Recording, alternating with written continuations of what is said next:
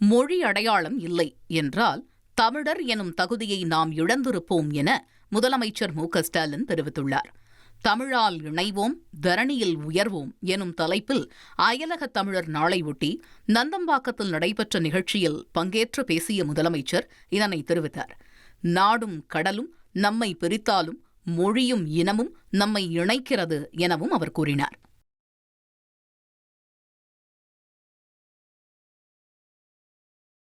ஓரிரு நாட்களில் கூட்டணியில் புதிய கட்சி ஒன்று இணையவுள்ளதாக அதிமுக பொதுச் செயலாளர் எடப்பாடி பழனிசாமி கூறியதாக தகவல் வெளியாகியுள்ளது. அதிமுகவில் போட்டியிட விருப்ப மனு அளித்தவர்களிடம் அவர் 3வது நாளாக நேர்காணல் நடத்தினார். இதில் கடலூர், விருதுநகர், மயிலாடுதுறை, அரியலூர், பெரம்பலூர், திருச்சி மாவட்டங்களைச் சேர்ந்த நிர்வாகிகள் பங்கேற்றனர். அப்போது பேசிய எடப்பாடி பழனிசாமி அதிமுக கூட்டணியில் மேலும் சில கட்சிகள் இணைய உள்ளதாக கூறியதாக தெரிகிறது.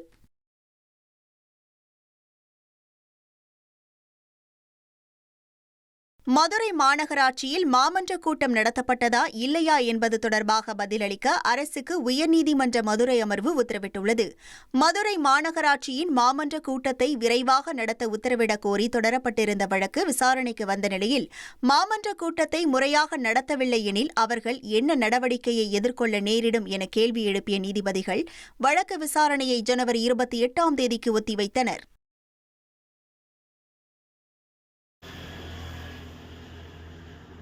கரூர் சிபிஐ அலுவலகத்தில் கூட்ட நெரிசல் சம்பவத்தின் போது பணியில் ஈடுபட்டிருந்த 8 காவலர்களிடம் விசாரணை நடைபெற்றது. கரூர் சம்பவம் தொடர்பாக தவிக தலைவர் விஜய் டெல்லி சிபிஐ அலுவலகத்தில் ஆஜரான நிலையில் கூட்ட நெரிசல் சம்பவத்தின் போது பணியில் இருந்த 3 பெண் காவலர்கள் உட்பட 8 காவலர்களிடம் கரூர் சிபிஐ அலுவலகத்தில் விசாரணை நடைபெற்றது.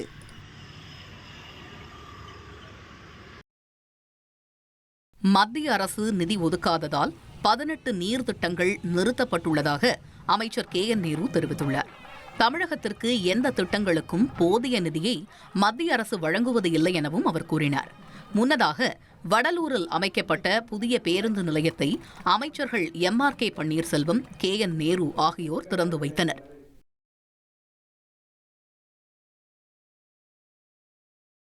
வரைவு வாக்காளர் பட்டியலில் விடுபட்டவர்கள் மீண்டும் வாக்காளர் பட்டியலில் சேர கால அவகாசத்தை நீட்டிக்க வேண்டும் என தமிழக பாஜக சார்பில் தமிழ்நாடு தலைமை தேர்தல் அதிகாரியிடம் மனு அளிக்கப்பட்டுள்ளது. குறிப்பாக மூத்த குடிமக்கள் மற்றும் நோயாளிகளுக்கு கூடுதல் கால அவகாசம் வழங்க வேண்டும் என பாஜக மாநில துணைத் தலைவர் கரு நாகராஜன் கோரிக்கை விடுத்தார்.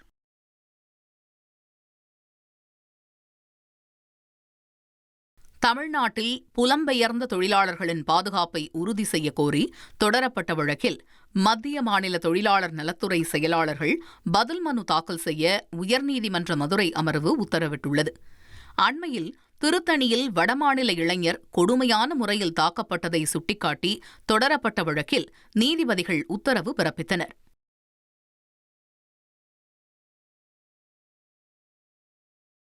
தனியார் மயத்தை கண்டித்து கடந்த 150 நாட்களாக நடத்தி வந்த தூய்மை பணியாளர்களின் போராட்டம் முடிவுக்கு வந்தது. தூய்மை பணியாளர்கள் அனைவரும் சென்னை மாநகராட்சி ஊழியர்களாக பணியமர்த்தப்படுவார்கள் என வாக்குறுதி அளித்த அமைச்சர் சேகர்பாபு பழச்சாறு கொடுத்து போராட்டத்தை முடித்து வைத்தார். நீண்ட நாள் கோரிக்கை ஏற்கப்பட்டதை அடுத்து அம்பத்தூரில் தூய்மை பணியாளர்கள் ஆனந்த கண்ணீர் வடித்தும் குத்தாட்டம் போட்டும் மகிழ்ச்சியை வெளிப்படுத்தினர்.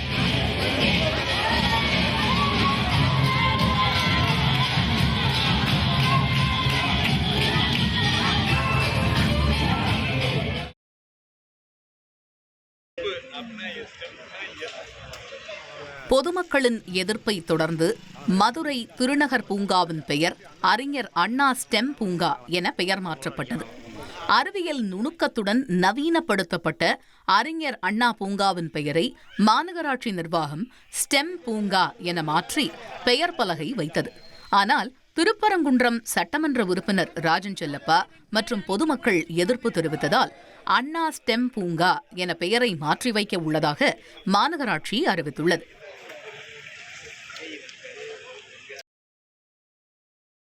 திருச்சி மாவட்டத்தில் உள்ள பெரிய சூரியூரில் வருகின்ற ஜனவரி 15ஆம் தேதி துணை முதலமைச்சர் உதயநிதி ஸ்டாலின் ஜல்லிக்கட்டு மைதானத்தை திறந்து வைக்க உள்ள நிலையில் அதற்கான முன்னேற்பாடு பணிகள் தீவிரமாக நடைபெற்று வருகின்றன. இங்கு ஜனவரி 16ஆம் தேதி ஜல்லிக்கட்டு போட்டிகள் நடைபெறவுள்ளன. இந்த நிலையில் ஜல்லிக்கட்டு போட்டியில் வெற்றி பெறும் மாடுபிடி வீரருக்கு முதல் பரிசாக கார் வழங்கப்படும் என கிராம கமிட்டி அறிவித்துள்ளது.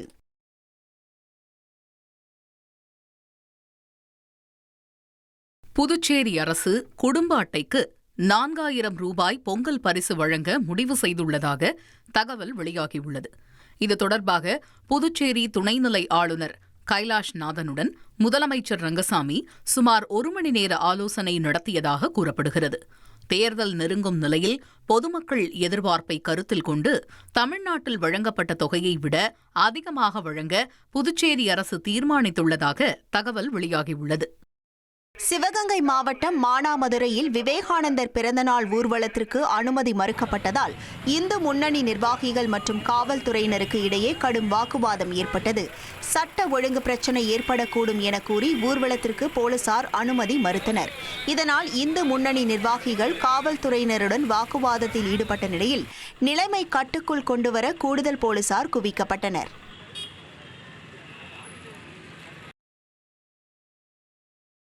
ஊதிய உயர்வு உள்ளிட்ட பல்வேறு கோரிக்கைகளை வலியுறுத்தி சிவகங்கை மாவட்ட ஆட்சியர் அலுவலகம் முன்பாக தமிழ்நாடு மாநில ஊரக மற்றும் நகர்ப்புற வாழ்வாதார இயக்கத்தில் பணியாற்றும் ஊழியர்கள் தர்ணா போராட்டத்தில் ஈடுபட்டனர். 7வது நாளாக இந்த போராட்டம் நடைபெற்ற நிலையில் ஆட்சியர் அலுவலகம் முன்பு மைக் செட் வைக்கக்கூடாது என்று காவல்துறையினர் கூறியதால் 500க்கும் மேற்பட்டோர் குழந்தைகளுடன் திரண்டதால் அங்கு பரபரப்பு ஏற்பட்டது.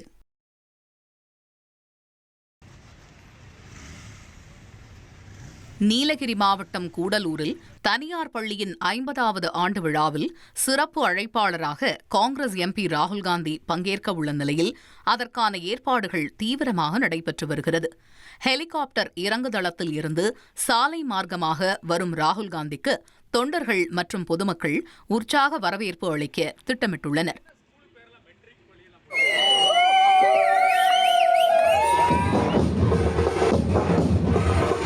மதுரை அழகர் கோவில் சாலையில் அமைந்துள்ள தனியார் கல்லூரியில் பாலின சமத்துவத்தை வலியுறுத்தி பொங்கல் கொண்டாட்டம் சிறப்பாக நடைபெற்றது.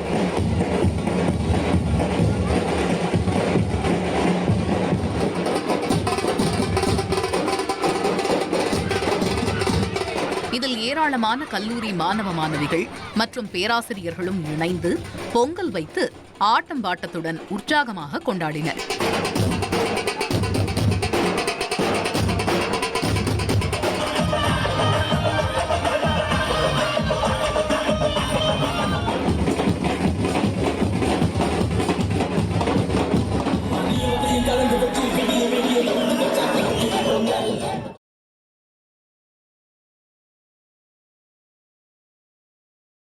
நெல்லை மாவட்டம் அம்பை அருகே உள்ள பாபநாசம், பொதிகையடி உள்ளிட்ட கிராமங்களில் சுமார் 1000 ஏக்கருக்கு மேல் பயிரிடப்பட்ட நாட்டு கரும்பு, தேனி கரும்புகளின் அறுவடை பணி தொடங்கியுள்ளது. கரும்பு ஏற்றுமதி இப்பகுதியில் இருந்து நாளுக்கு நாள் அதிகரித்து வருவதால் விவசாயிகள் மகிழ்ச்சியடைந்துள்ளனர்.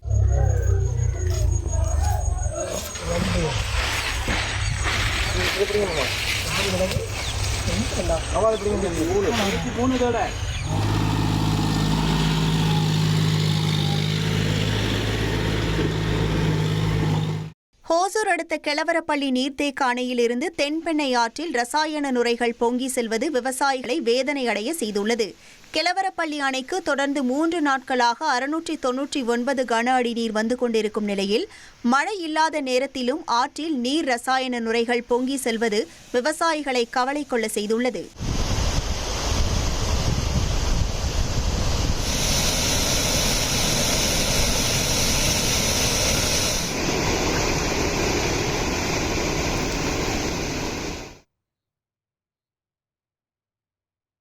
திருப்பூர் அருகே டிராக்டர் மீது தனியார் கல்லூரி பேருந்து மோதிய விபத்தில் மாணவர்கள் உட்பட 5 பேர் காயமடைந்தனர்.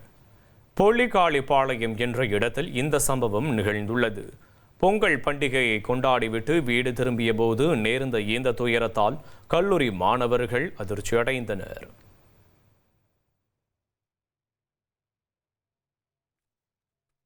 கேரள மாநிலம் பத்தனம்திட்டா ஆவடிப்பாறை அருகே வனப்பகுதியை ஒட்டிய சாலையில் 2 கடமான்கள் ஒன்றோடு ஒன்று மோதிக்கொண்ட காட்சி இணையத்தில் பரவி வருகிறது. அவ்வழியே காரில் சென்றவர்கள் இதனை வீடியோவாக பதிவு செய்து சமூக வலைதளத்தில் வெளியிட்டுள்ளனர்.